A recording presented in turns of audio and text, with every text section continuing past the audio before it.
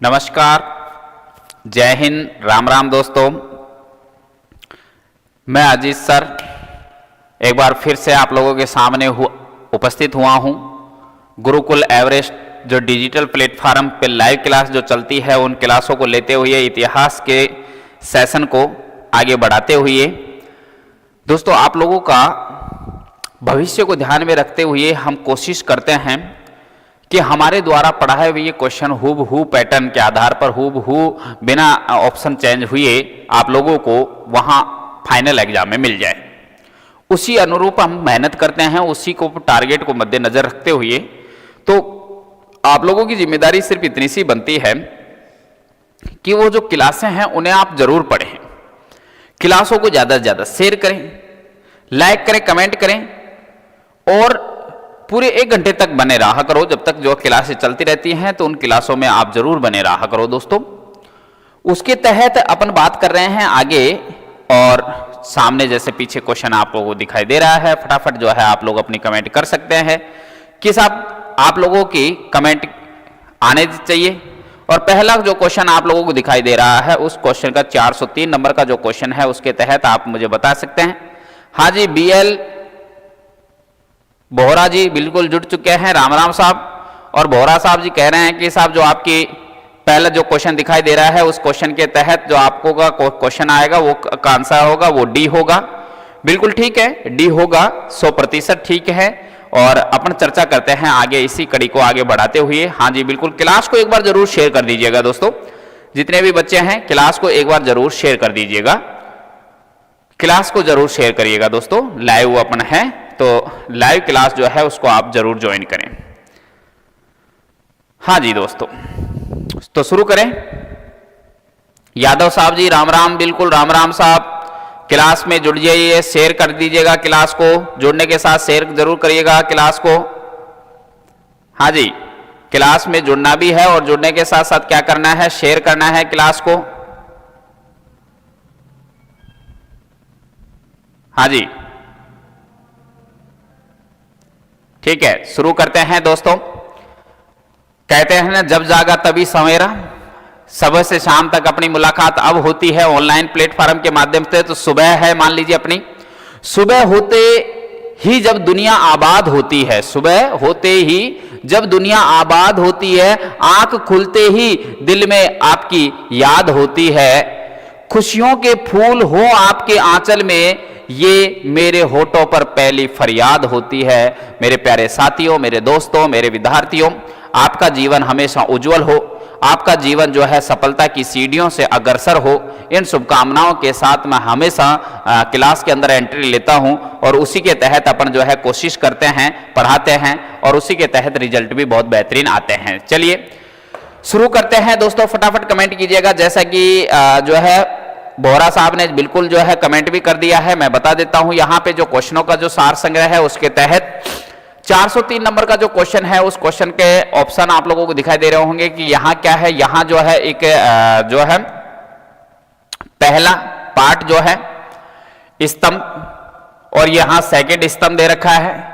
यहाँ पे जो युद्ध वगैरह हैं उनके बारे में, और यहाँ जो युद्ध है वो युद्ध किन किन के मध्य हुआ या फिर उनका जो है एक तरीके से परिणाम क्या रहा उनके मध्य में उल्लेख है। क्लास को शेयर करिएगा, मैं बता देता हूं, मिलान करिएगा क्या होता है। जैसे सबसे पहले पानीपत का द्वितीय युद्ध, पानीपत का द्वितीय युद्ध जो है 5 नवंबर 1526 ईस्वी के तहत हुआ, जिसके तहत अगर अपन बात करते हैं तो भारत जो है भारत में मुगल वंश का जो है वो क्या हुआ था, एक तरीके से शासन स्थापित हुआ था। क्योंकि एक तरीके से अपन बात करें ना तो हुमायूं वह शासक है जिस व्यक्ति ने साम्राज्य को बड़ा कमजोर कर दिया था। इस वजह से बाबा अकबर जो है दोबारा से पानीपत का द्वितीय युद्ध लड़ता है और भारत के अंदर मुगल साम्राज्य की दोबारा से सत्ता ना मजबूती से होती है। उसके बाद अगर आप बात करें त्रायन का युद्ध, त्रायन के युद्ध के तहत अगर अपन बात करेंगे ना यहाँ पे तो भारत में त्रायन का जो युद्ध है ना, तो त्रायन के युद्ध के तहत भारत के अंदर मुस्लिम जो द्वितीय युद्ध उसके तहत भारत में मुस्लिम साम्राज्य की क्या होती है, स्थापना होती है। तो यहाँ पे जो है ना त्रायन के द्वितीय युद्ध के तहत क्या आएगा, 3 आएगा, क्योंकि तो मुस्लिम शासक है ना तुर्की के रहने वाले हैं, तो तुर्की शासन की स्थापना होती है। बिल्कुल। और उसके पश्चात तालीकोटा युद्ध, तालीकोटा का जो युद्ध है उसके तहत विजयनगर जो साम्राज्य है, विजयनगर साम्राज्य उसकी जो है पतन होता है वो। और उसके बाद जो प्लासी का युद्ध है, प्लासी के युद्ध के तहत भारत में ब्रिटिश जो लड़ाई है उसका क्या होता है, शासन जो होता है ब्रिटिश जो है प्लासी के युद्ध। भारत जो है पहली बार गुलाम जो है प्लासी के युद्ध के तहत बना था। और इसके जो आपका ऑप्शन होगा वो ये होगा, क्या होगा, तो डी आपका आंसर होगा है, जैसा कि BL बोहरा साहब ने दिया है। बिल्कुल सही है बेटा। 404 में आइएगा, क्वेश्चन क्या कहता है, राजपूत राज्य मेवाड़ की राजधानी कहां हुआ करती थी। राजपूत जो राज्य है, राजपूत राज्य राजस्थान के अंदर है, और राजस्थान के अंदर जो मेवाड़ है, यानी कि जो राजस्थान वाला जो ये वाला भाग है, इसके अंदर जो ये वाला क्षेत्र है उसी को क्या कहते हैं, मेवाड़। और जो मेवाड़ की राजधानी है ना, पहले तो हुआ करती थी जैसे जो है एक तो होती थी उदयपुर, उदयपुर के अंदर, और उसके बाद एक राजधानी हुआ करती थी जिसका नाम क्या था, चित्तौड़। ठीक है, चित्तौड़ और उदयपुर जो है यही राजधानी एयरफेयर में बदलती रहती है। तो आपकी जो इस ऑप्शन के अकॉर्डिंग जो मूल राजधानी है वो क्या है, चित्तौड़। तो राजपूत राजाओं की जो राजधानी है उस राजधानी के तहत जो, हाँ बिल्कुल, क्लास को शेयर करिएगा, तो ज्यादा से ज्यादा शेयर करें क्लास।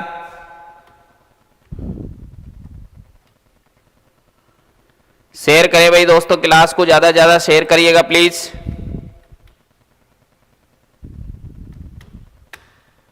शेयर करो, क्लास जितनी ज्यादा हो सके उतनी ज्यादा शेयर करिएगा। हाँ, तो ये बात हो गई। अगला 405 नंबर का जो क्वेश्चन पे आइएगा, निम्नलिखित में से फिर से उसी तरीके से यहां दे रखा है, क्या दे रखा है, इधर युद्ध वगैरह जो है वो दे रखे हैं, इधर जो है वो मैदानों के बारे में दे रखा है कि कौन सा मैदान कहां है, यहां पे दे रखा है। तो जो बात करते हैं यहां पे इस युद्ध के बारे में, देखिए हल्दी घाटी का जो मैदान है वो राजस्थान के अंदर है, राजसमंद में है। ठीक है, पानीपत का जो मैदान है वो हरियाणा के अंदर पड़ता है। बक्सर का जो है जो युद्ध लड़ा गया था, ये जो है बक्सर का जो युद्ध लड़ा गया वो कहाँ है, तो बक्सर का जो मैदान है ना वो वैसे तो दोस्तों ये जो है ना बिहार में नहीं है, पश्चिम बंगाल में ही है, पश्चिम बंगाल में है, लेकिन ये बिहार के बॉर्डर को टच करता है। और प्लासी का जो युद्ध है ना वो बिल्कुल पश्चिम बंगाल के अंदर ही है, बक्सर प्लासी। तो आपका जो आंसर है ना वो, ठीक है, तो आपका जो आंसर है वो क्या हो गया, ए हो गया है। तो यहां जो युद्ध है और ये इधर जो है हल्दी। अच्छा, इन युद्धों के बारे में बात करें, हल्दी घाटी का युद्ध कब लड़ा गया, 1576 ईस्वी के समय लड़ा गया है ना, 1576 में। पानीपत का युद्ध कब लड़ा गया, 1526 में लड़ा गया, प्रथम युद्ध, पानीपत का पहला वाला युद्ध। बक्सर का युद्ध जो है 1557 ईस्वी को लड़ा गया। ठीक है, 1557 ईस्वी को लड़ा गया, सॉरी 1757 ईस्वी को लड़ा गया। और प्लासी का जो युद्ध है, सॉरी 1764 है बक्सर का, 64, और प्लासी का युद्ध है 1757 ईस्वी को लड़ा गया। इस तरीके से ये युद्ध है उनका सार संग्रह, और उसके अकॉर्डिंग अपन ने ये वाली बात करी है ना। 406 नंबर पे क्वेश्चन पे आइएगा, क्या कहता है, बिल्कुल कौन आंसर दे रहा है,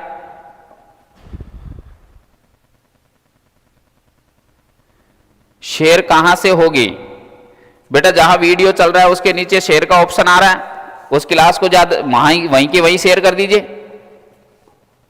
है ना। BL जी कह रहे हैं साहब ए आएगा, चलिए बहुत बढ़िया, अगर ए आएगा तो अपन बात करते हैं।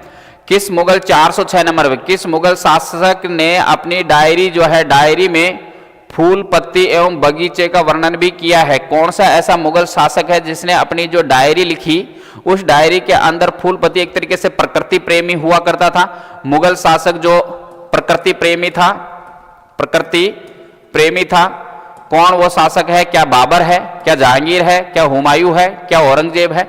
वैसा ऐसा है, डायरी लिखने का शौक जो है ना किसको हुआ करता था, बाबर को। तो बाबर के द्वारा एक डायरी लिखी जाती थी, उस डायरी के अंदर उसके तहत, जैसे डायरी का मतलब है उसकी आत्मकथा लिखी बाबर ने अपनी आत्मकथा खुद लिखी है, और बाबर ने अपनी आत्मकथा लिखी है, उसमें फूल पत्ती वगैरह बाग बगीचे जो है उनका उल्लेख किया है, बिल्कुल किया है। 406 के अंदर आपका आंसर क्या हो गया, ए बिल्कुल जी, विकेश है कि विकास है, ठीक है, तो आपका आंसर ये हो गया। 407 नंबर पे आएगा अगला क्वेश्चन, क्या कहता है, भारत में रुपए का सिक्का किसने भारत में सबसे पहले चलाया था। ऐसा है, भारत में सबसे पहले जो सिक्के चलाए गए हैं, भारत के सबसे पुराने सिक्के, भारत के इतिहास में भारत के सबसे पुराने सिक्के कौन से हैं? सबसे पुराने सिक्के, तो भारत के सबसे पुराने जो सिक्के हैं वो किसके हैं? तो वो अशोक मौर्य के हैं, मौर्य वंश के हैं, जो बैराट से प्राप्त हुए हैं। ठीक है, मौर्य वंश के हैं, वो भी अशोक मौर्य के, और वो कहां से प्राप्त हुए? बैराट, जिनको आहत मुद्रा या पंचमार्क सिक्कों के नाम से जानते हैं। फिर उसके पश्चात जैसे इतिहास आगे बदलता बदलता आ गया, तो भारत के अंदर जैसे रुपया नामक जो मुद्रा है, भारत में सबसे पहले रुपए का सिक्का किस व्यक्ति के द्वारा चलाया गया था? तो भारत के इतिहास में पहली बार रुपए का जो सिक्का है, बिल्कुल विकेश जी जो है बिल्कुल सी आएगा, और शेरशाह जो सूरी है उसी व्यक्ति ने भारत में सबसे पहले क्या है? रुपए नामक जो है मुद्रा चलाई थी। तो रुपए नामक मुद्रा चलाने का कार्य जो है पहली बार शेरशाह सूरी की देन मानी जाती है। ओके दोस्तों, चलिए 408 नंबर पे आइए। सबसे लंबे समय तक शासन किस शासक के द्वारा किया गया था? कौन सा मुगल शासक है? शासकों में देखो, बाबर जो अकबर जो है उसका समयकाल 1556 ईस्वी से लेकर सन 1605 ईस्वी, और यहां इसका जो समयकाल है ना वो कितने 49 वर्षों का शासनकाल है अकबर का। शाहजहां का जो शासनकाल है आपको पता है वो कितना 1659 ईस्वी से शुरू हो 1627 ईस्वी से शुरू होता है इसका शासनकाल। 1627 ईस्वी से शुरू होता है और 1627 से लेकर 1658 ईस्वी ये समय काल है। जहांगीर का जो शासनकाल है सन 1605 ईस्वी से लेकर सन 1627 ईस्वी है। बाबर का जो शासनकाल है 1526 ईस्वी से लेकर 1530 ईस्वी तक है।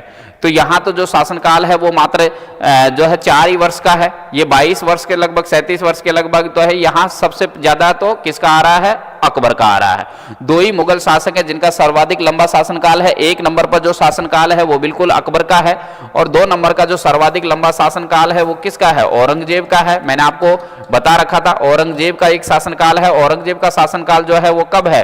सन जो है एक तरीके से 1659 ईस्वी से लेकर सन 1707 ईस्वी तक है ना। 1707 ईस्वी तक शासनकाल है, और ये कितने वर्षों का शासनकाल है? ये 48 वर्षों का शासनकाल है। तो सर्वाधिक लंबा शासनकाल तो अकबर का है मुगलों में। दूसरे नंबर का सर्वाधिक शासनकाल किस व्यक्ति का है? ठीक है, बोहरा साहब, विकेश जी और HR मेहर जी। बिल्कुल राम राम साहब, बिल्कुल राम राम। क्लास शेयर करने के साथ बने रहिएगा।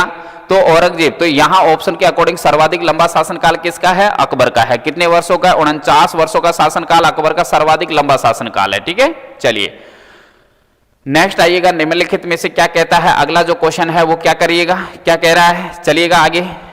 निम्नलिखित जो है, इन निम्नलिखित भवनों में से कौन सा फतेहपुर सीकरी में नहीं है वो बताना है। ठीक है, देखो बुलंद दरवाजा जो है, ये बुलंद दरवाजा तो ऐसा है, वैसे ही फतेहपुर सीकरी के अंदर है। फतेहपुर जो सीकरी है उसी का तो दरवाजा है ये। फतेहपुर जो सीकरी है उसी का तो दरवाजा है ये। जामा मस्जिद जो है, इसके बाद ऐसा है, एक जामा मस्जिद जो है वो कहाँ है? दिल्ली में है। नगीना मस्जिद जो है, पंचमहल जो है, ये कहाँ है? ये बिल्कुल फतेहपुर सीकरी में है। फतेहपुर सीकरी के अंदर है। कहाँ है? फतेहपुर सीकरी। तो जामा जो मस्जिद है वो जामा मस्जिद क्या है? वैसे दिल्ली के अंदर है। याद रखने वाली बात है, जामा मस्जिद कहाँ है? दिल्ली के अंदर है। और आपका जो आंसर है ना उसके अकॉर्डिंग क्या है? देखो जामा मस्जिद ठीक है दिल्ली के अंदर है, लेकिन एक विशेष बात और है, नगीना जो मस्जिद है, नगीना मस्जिद ये भी जो है दिल्ली के अंदर है। ठीक है, दिल्ली के अंदर है। तो फिर इनके अकॉर्डिंग क्या है? ऐसा है, जामा मस्जिद ठीक है। एक जामा मस्जिद आगरा में भी है वैसे, है ना, फतेहपुर सीकरी के अंदर भी, हर जगह जामा मस्जिद है। तो यहां आपका आंसर क्या होगा? सी होगा। नगीना जो मस्जिद है वो दिल्ली में है, क्योंकि जैसे दिल्ली के अंदर जामा मस्जिद भारत की सबसे बड़ी मस्जिद है, लेकिन फिर आगरा के फतेहपुर सीकरी के अंदर भी जामा मस्जिद बनी हुई है। आगरा के किले के अंदर भी जामा मस्जिद है, फतेहपुर सीकरी के अंदर भी जामा मस्जिद है, इलाहाबाद के अंदर भी जामा मस्जिद है। ऐसी जामा मस्जिद बहुत सारी बनी हुई है दोस्तों। तो आंसर क्या हो गया? सी होगा, बिल्कुल सी होगा। नगीना जो मस्जिद है ये भारत में फतेहपुर सीकरी में नहीं है ना। चलिए, जयपुर के राजा सवाई जयसिंह ने जंतर मंत्र कहां नहीं बनवाया? ऐसा है, जंतर मंत्रों की संख्या अगर आपसे पूछी जाए ना, जंतर मंत्रों की संख्या, तो जंतर मंत्रों की टोटल संख्या कितनी है? तो जंतर मंत्रों की टोटल संख्या भारत में, संपूर्ण भारत में 5 है। 5 जंतर मंत्र आते हैं। अगर आपसे पूछा जाए सबसे पुरानी जंतर मंत्र कौन सी है, तो भारत की सबसे पुरानी जंतर मंत्र कहाँ है? जो है दिल्ली के अंदर है। भारत के सबसे पुरानी जंतर मंतर दिल्ली के अंदर है। सबसे बड़ी मस्जिद, अगर सबसे बड़ी जंतर मंतर पूछी जाए तो जयपुर के अंदर है, और जयपुर वाली को सन 2010 के अंदर यूनेस्को के द्वारा विश्व धरोहर का दर्जा दिया गया। 2010 में धरोहर जो है, धरोहर का क्या मिला है, दर्जा है, ठीक है, दर्जा है। इसके अलावा कहाँ है, उज्जैन के अंदर तीसरे नंबर जो है, तीसरे नंबर के अंदर वह कहाँ है, उज्जैन के अंदर है, उज्जैन के अंदर है तीसरे नंबर की। बनारस में है, बनारस के अंदर है, बनारस के अंदर, ठीक है। हाँ, तो दिल्ली हो गई, जयपुर हो गई, उज्जैन हो गई, बनारस हो गई, और जो है क्या है, एक कौन सी जगह है,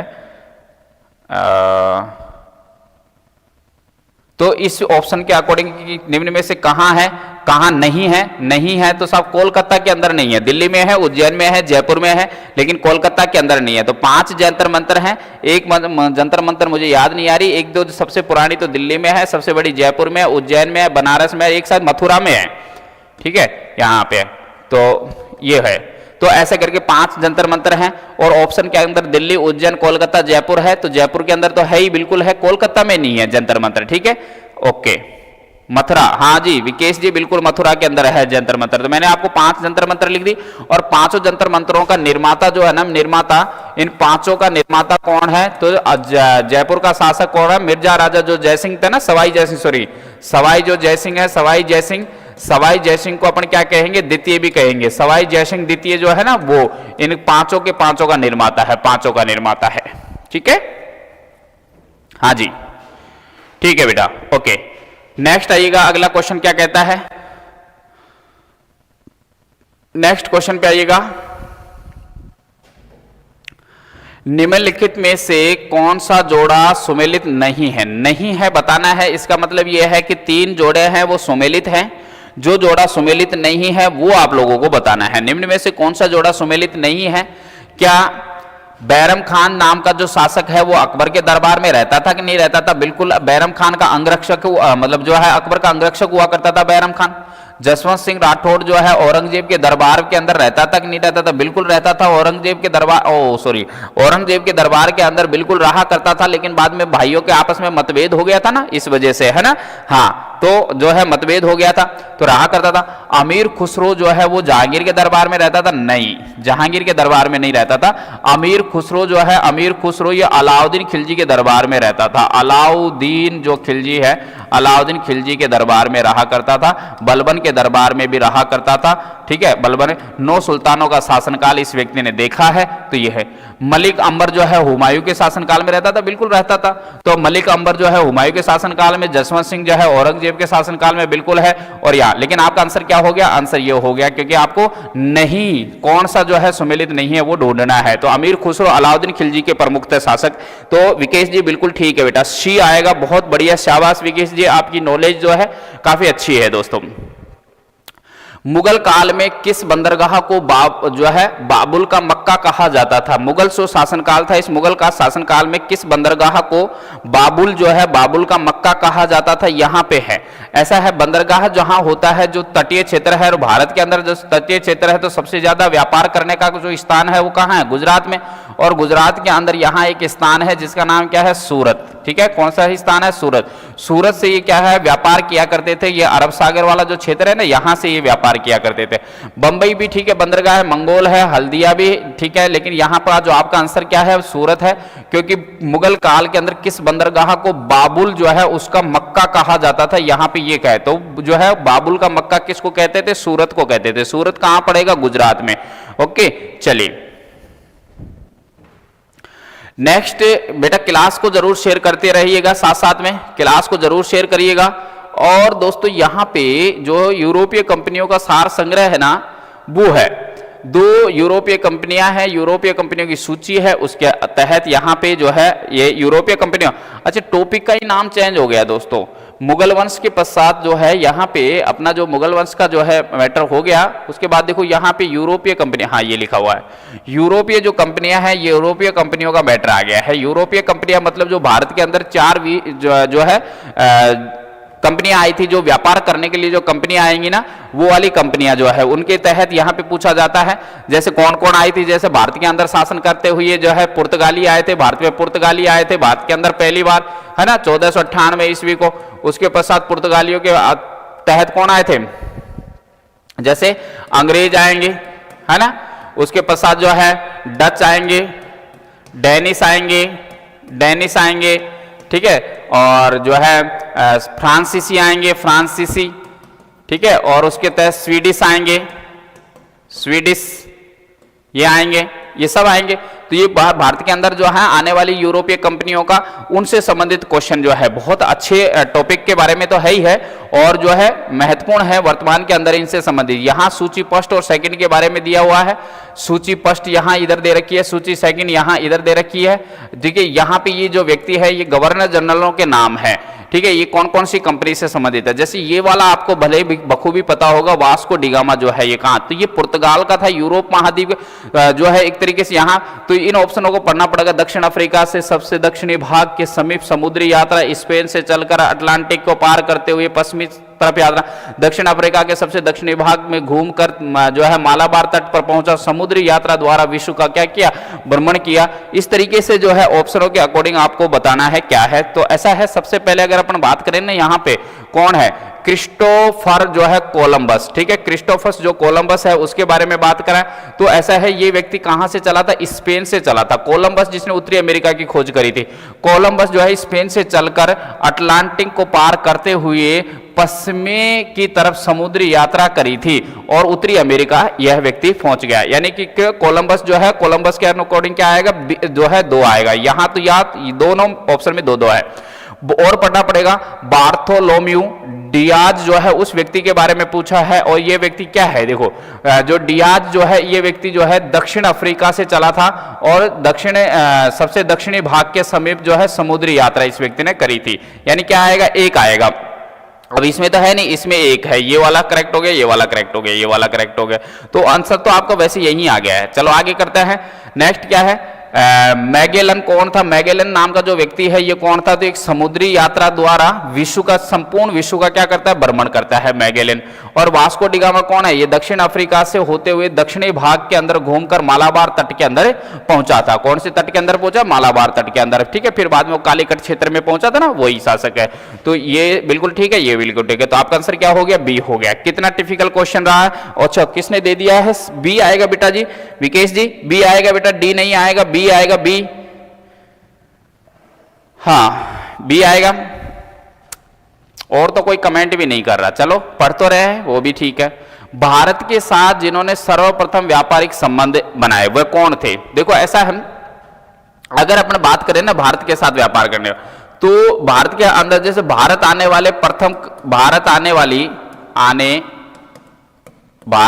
वाली प्रथम यूरोपीय कंपनी, यूरोप की कंपनी कौन सी है। और स्वतंत्र भारत से अंतिम बार बाहर जाने वाली, स्वतंत्र भारत से अंतिम बार बाहर जाने वाली जो है कंपनी, वो जो है वो भी यूरोपीय कंपनी थी। और ये कौन है, पुर्तगाली है, सब पुर्तगाली, जो यूरोप महाद्वीप के ही है, पुर्तगाली है। भारत आने वाले पहले अंग्रेज व्यापारी पुर्तगाली, स्वतंत्र भारत से अंतिम बार जाने वाले अंग्रेज भी व्यापारी, क्योंकि गोवा इनके पास था। गोवा को सेना जो है उसने विजय अभियान चलाया था, गोवा को सेना ने विजय अभियान चलाया, 19 दिसंबर 1961 के समय जीता और उसे भारत के अंदर जोड़ा गया था। ठीक है, ये विशेष बात है यहाँ पे, ये वाली विशेष बात है। बिल्कुल बोरा साहब जी बिल्कुल सही है, पुर्तगाली जो है। तो आपका आंसर क्या हो गया, पुर्तगाली हो गया। भारत आने वाली और स्वतंत्र भारत से अंतिम बार बाहर जाने वाली जो अंग्रेजी कंपनी है वो कौन हो गई, पुर्तगाली हो गई। चलिए आगे बढ़िएगा।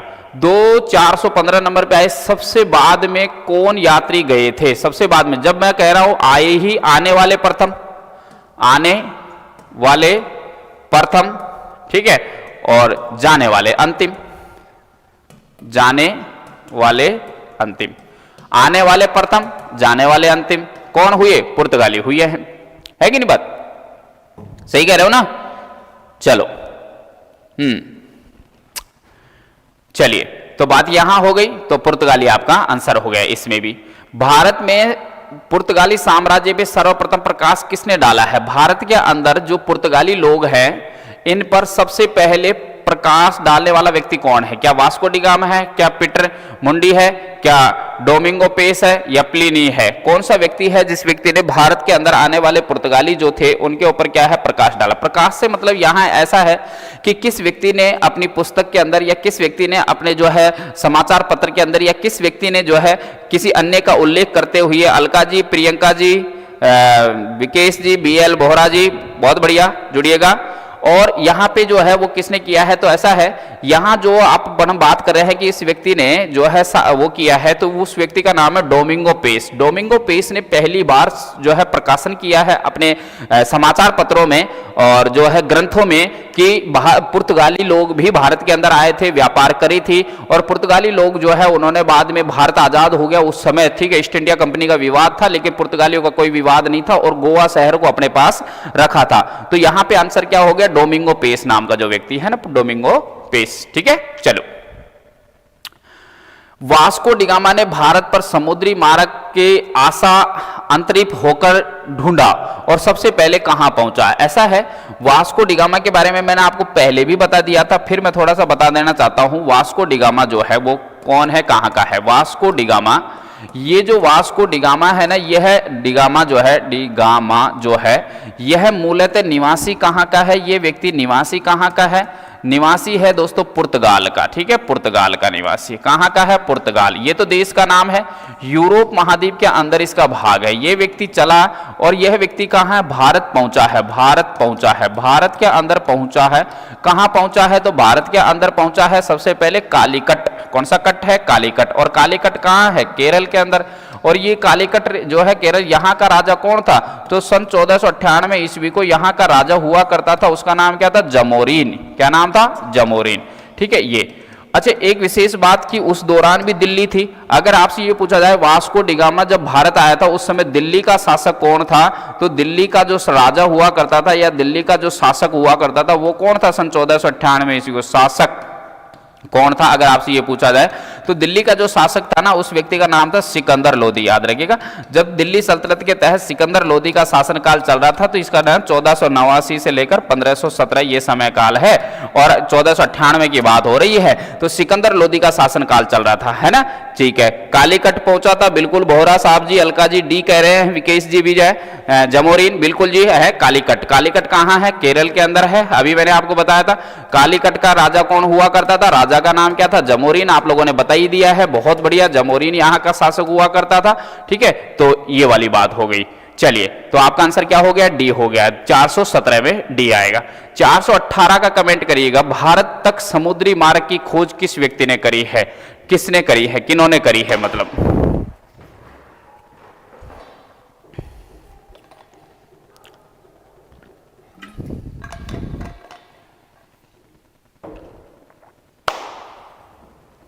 भारत तक,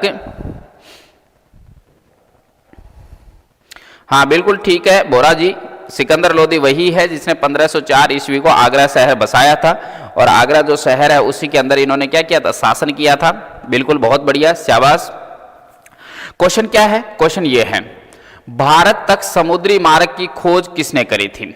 कहां से समुद्री मार्ग की खोज हो रही है? यूरोप से हो रही है। यूरोप जो महाद्वीप है ना, यूरोप, इस यूरोप जो महाद्वीप है, इस यूरोप महाद्वीप से जो है एशिया महाद्वीप के अंदर एक देश है, एशिया जो महाद्वीप है, इसके अंदर एशिया महाद्वीप जो है, उस महाद्वीप के अंदर एक देश है, और उसी देश का नाम क्या है? भारत।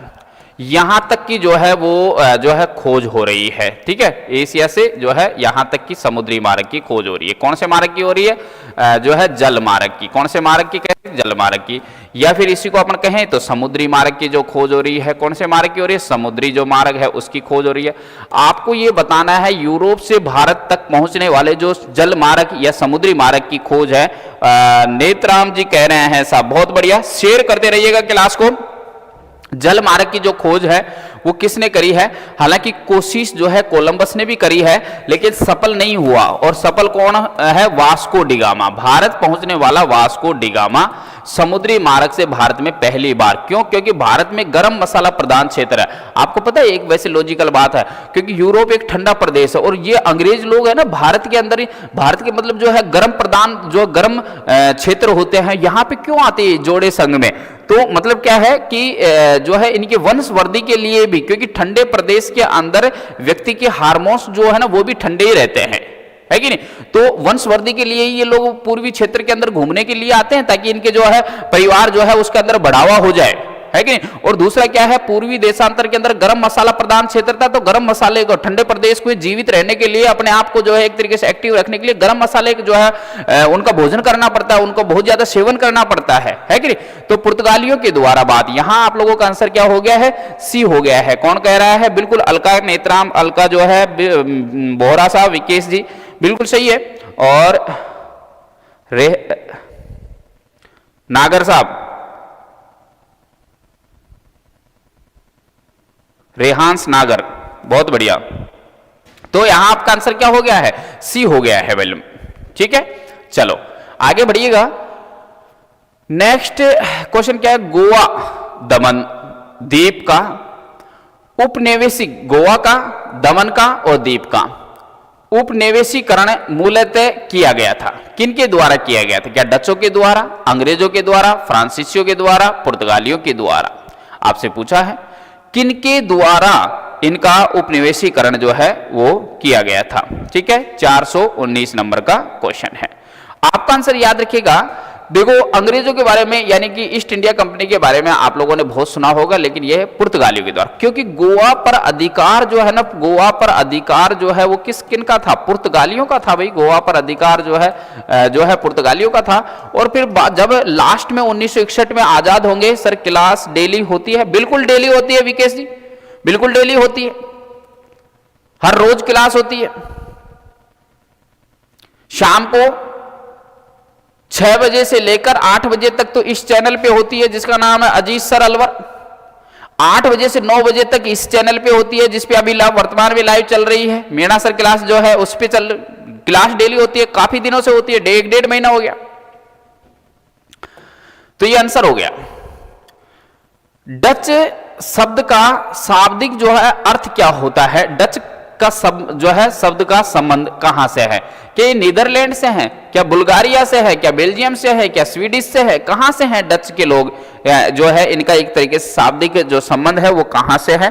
तो ऐसा है, जो डच लोग है ना वर्तमान के अंदर, जैसे डच लोग जो है वैसे तो है तो ये यूरोप के ही, लेकिन फिर भी जैसे महाद्वीप के अंदर देश होते हैं ना, तो ये जो नीदरलैंड वाला जो क्षेत्र है ना, नीदरलैंड वाला जो क्षेत्र है ना, वहां से लगभग ये संबंध रखते हैं। अलका जी डी नहीं आएगा, बोरा साहब डी नहीं आएगा, बिल्कुल नहीं आएगा डी जो है नागर साहब, बी नहीं आएगा, ए आएगा। नीदरलैंड जो क्षेत्र है यहां से है, ना कि ये बुल्गारिया, बेल्जियम, स्वीडिश यहां से नहीं है, बिल्कुल कहां से है? नीदरलैंड। डच जो है ईस्ट इंडिया कंपनी जिनको अपन अंग्रेज कहते हैं, ये कहां से संबंध रखते हैं? ब्रिटेन से रखते हैं। उसी तरीके से जो है ये जो है कहां से संबंध रखते हैं? नीदरलैंड। डच जो शब्द का शाब्दिक अर्थ का संबंध जो है नीदरलैंड से। पांडिचेरी जो है उसमें किस का उपनिवेश था? यानी पांडी जो चेरी जो है वहां पे किन्होंने अपना व्यापार जो है उसका विस्तार किया? क्या अंग्रेजों ने किया, क्या पुर्तगालियों ने किया, डच ने किया, फ्रांसीस ने किया? फटाफट कमेंट करिएगा। पहली बार कमेंट कौन करता है मैं देख पा रहा हूं, है ना। अलका से आगे कमेंट आनी चाहिए।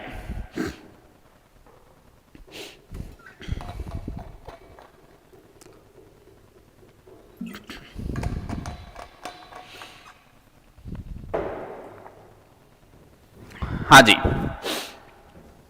पांडिचेरी में कौन से उपनिवेशिक हुआ करते थे?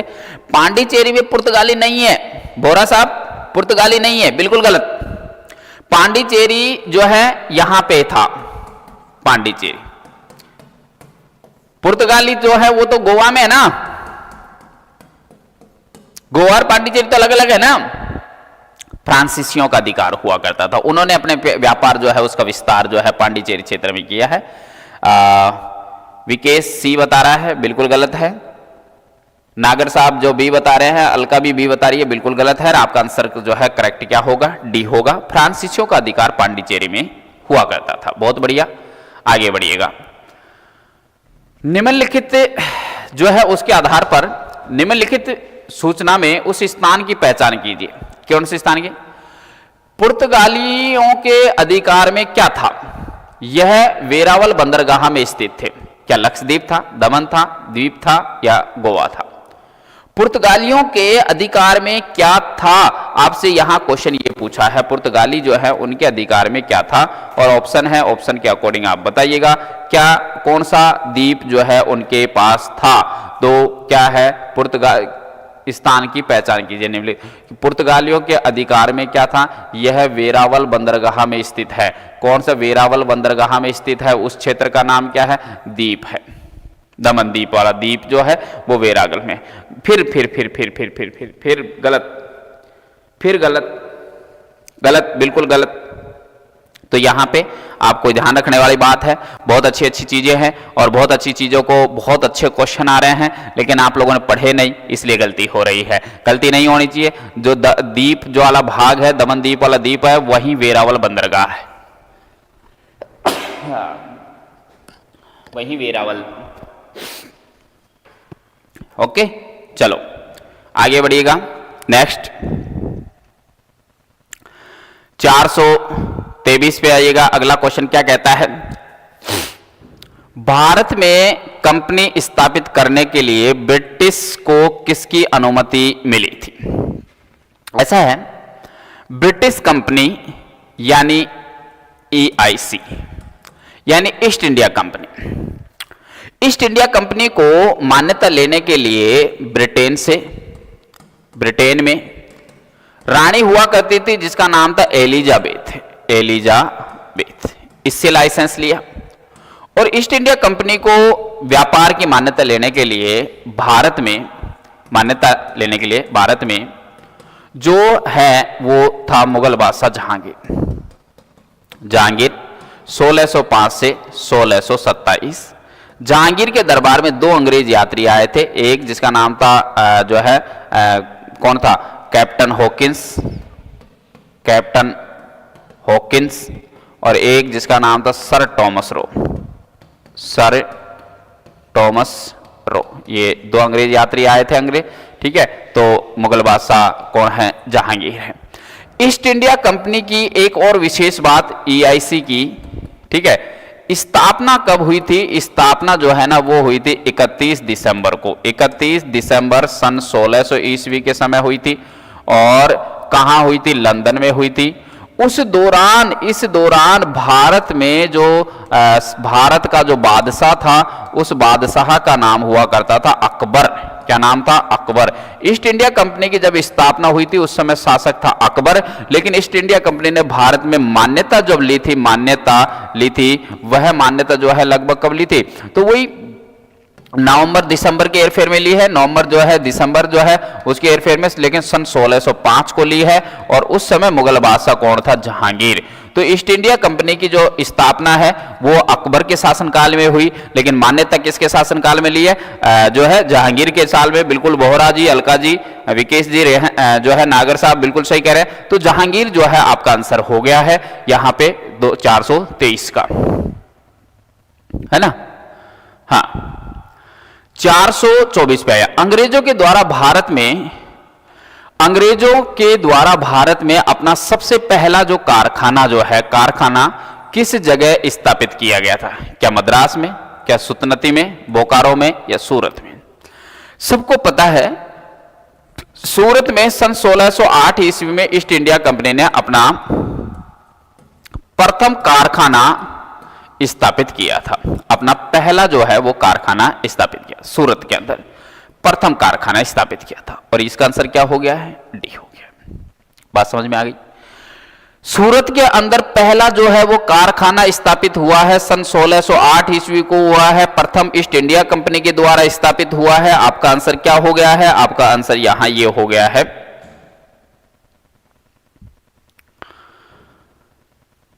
हाँ, सूरत। बिल्कुल सही है भाई सभी का। 25 में आइएगा। क्वेश्चन क्या कहता है?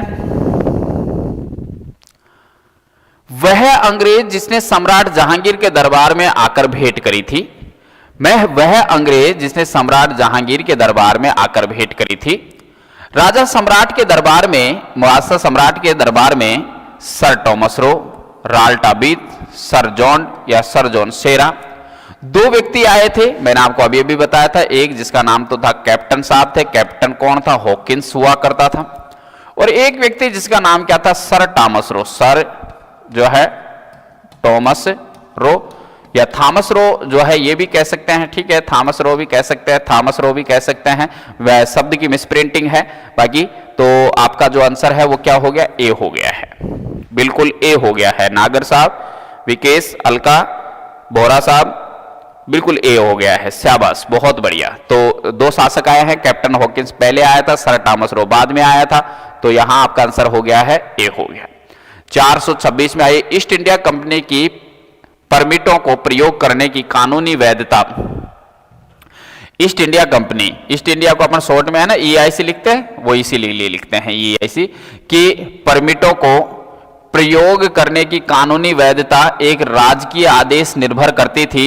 यह आदेश किसने पारित किया था? यानी ईस्ट इंडिया कंपनी का जो परमिट है, उस परमिट को भारत के अंदर व्यापार करने की मान्यता देता है। वह जो व्यापार करने की जो मान्यता देता है, वह परमिट जो है किस व्यक्ति के द्वारा पारित किया गया था? यहां पे आंसर ये है। दोबारा पढ़ेगा, ईस्ट इंडिया कंपनी की परमिट को प्रयोग करने की कानूनी वैधता एक राजकीय आदेश पर निर्भर करती थी। राजकीय आदेश पर निर्भर करती थी। वह आदेश किसने पारित किया था? आपसे यहां पूछा। जहांगीर, औरंगजेब, फर्रुखशियर या सिराजुद्दौला। अब यहां तो जो है आप लोगों का आंसर ये होगा, जहां तक होगा मुझे पता है जाएंगे, लेकिन बात यह है कि भारत में व्यापार करने की मान्यता किसने दी? वो तो लैंग्वेज ही नहीं है। परमिट जिसको जो है एक तरीके से राजकीय आदेश के आधार पर जारी किया जाएगा, वो वाली जो चीजें है ना यहां पे पूछी गई है।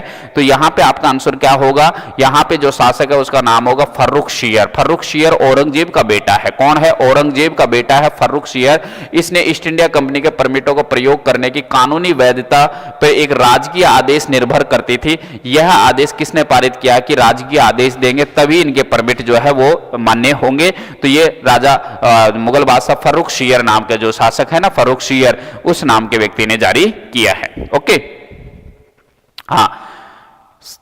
थोड़ा गलत हो गया। खैर, थोड़ा लेंथी क्वेश्चन था इसलिए गलत होना बनता है, लेकिन अब आपको पता चल गया। मान्यता जहांगीर ने दी है, वो ठीक है।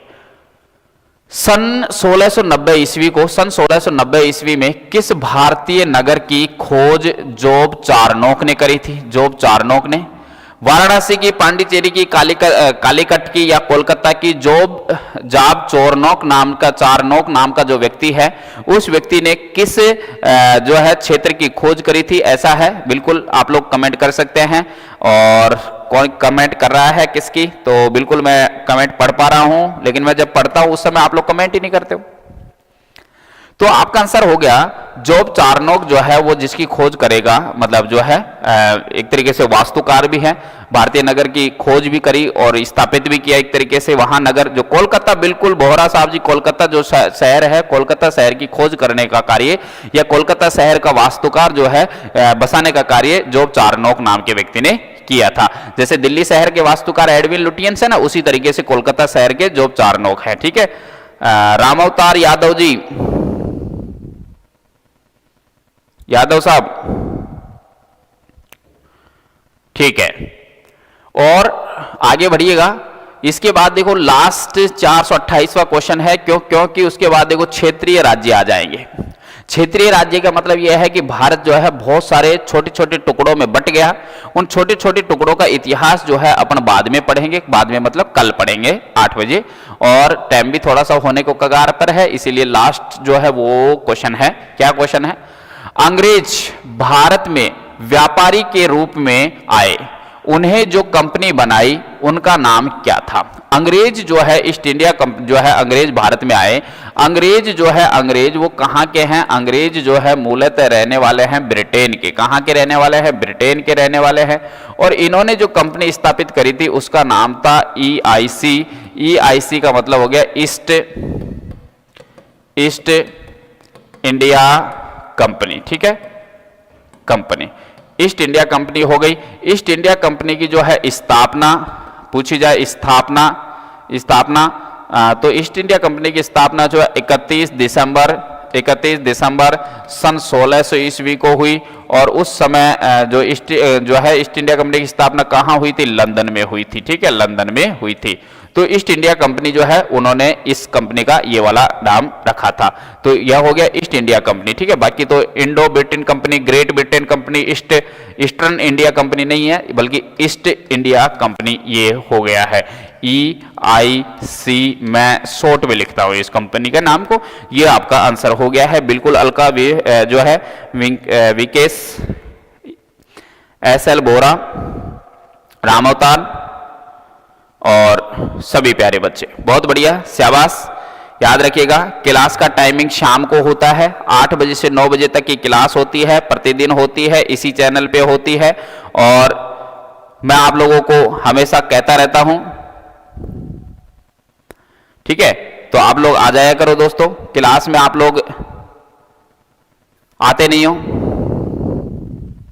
और फिर उसके बाद जुड़ा करो, बने रहा करो, क्योंकि मेरे अरमान होते हैं, मेरी ख्वाहिश से होती है कि आप लोग क्लास की जो लाइव सेशन पूरा 1 घंटे का होता है उसमें बरकरार रहें, ज्वाइन करने के साथ बने रहें। सारे ख्वाब कांच की तरह बिखरे मिलते हैं। मैं सोचता हूं वैसा आप लोग करते नहीं है, इसलिए मेरे सारे ख्वाब कांच की तरह बिखरे मिलते हैं। सारे ख्वाब कांच की तरह बिखरे मिलेंगे, मोहब्बत करने वालों के चेहरे उतरे मिलेंगे। सारे इल्जाम वक्त पे लगा देना ठीक नहीं, गौर करो साजिश में कुछ अपने मिलेंगे, साजिश में कुछ अपने मिलेंगे। तो ऐसा है, साजिश ना की जाए। और क्लास का टाइमिंग लाइव का मैंने बार बार बताता हूं, उस लाइव क्लास के टाइम पे जरूर आप लोग आया करो। ओके दोस्तों, थैंक यू, धन्यवाद। कल मिलते हैं शाम को 8 बजे।